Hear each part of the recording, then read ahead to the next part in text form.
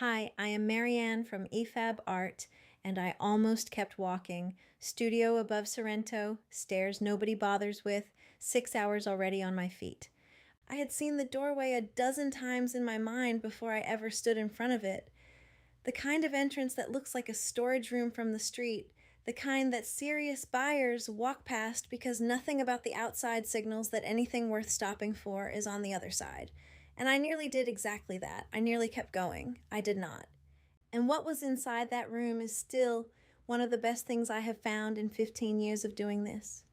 Sitting there, unknown, uncontested, priced for what it actually was, rather than what a gallery wall and a catalog entry and an international buyer would eventually be asked to pay for it.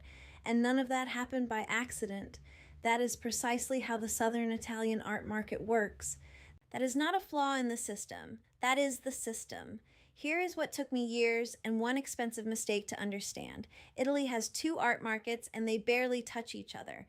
The one most buyers encounter sells names, it sells overhead, it sells the prestige of the address and the thickness of the catalog and the weight of the gallery wall the work happens to be hanging on. You are paying for the chain of custody as much as the object itself. That market is real, it functions, and for certain purposes it is exactly what you need. But there is a second market, the one that actually built Italy's greatest private collections. And that market runs on relationship. It stays regional, it does not surface in catalogs, it does not pitch itself to international buyers.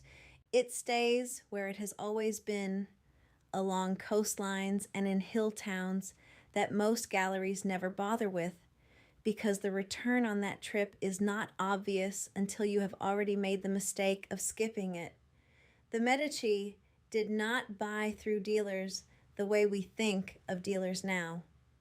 The families that assembled the Farnese collection, the great Neapolitan holdings, the private rooms that still quietly stagger the people who get access to them, those families bought because they knew the artist, because the work was extraordinary, and because the relationship carried the trust that no wall text can replicate. That tradition did not disappear. It did not get absorbed into the international system. It stayed put.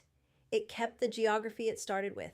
It just became invisible to buyers who stopped looking once the catalog said there was nothing there. The quality inside that regional market would make you furious if you saw the comparison. Same caliber of work, sometimes the same period, sometimes a name you would recognize if it came through an auction house in London or New York. For a fraction of what you would be asked to pay once the work crosses into the international system and picks up everyone's margin along the way. I know this because I paid the gallery price once, badly, with confidence, which made it worse. And I understand now, with complete clarity, exactly what I was paying for. It was not the quality. The quality was available somewhere else for considerably less. I was paying for the system I did not know I could walk around. That is the mistake most serious buyers make early. Not that they overpay. Overpaying is recoverable. The mistake is that they learn the wrong lesson from it. They conclude the premium is the protection. They start to believe that the international price signals the international quality, and that regional means secondary. And then they stay in the system that charges them for the privilege of that belief. I go to Positano and Sorrento myself. I walk up the stairs that nobody bothers with. I sit with the families. I look at what stayed home because the best pieces almost never ended up in the shop windows. They stay in the families that understood what they had. That is usually the tell. When a piece has not moved, when nobody in the family has been willing to let it go for 3 generations, and then something changes and it becomes available, that is where the extraordinary finds are. Not because it was hidden, because it was protected by the fact that the people who owned it knew exactly what it was worth. The work I found above Sorrento is one of those pieces.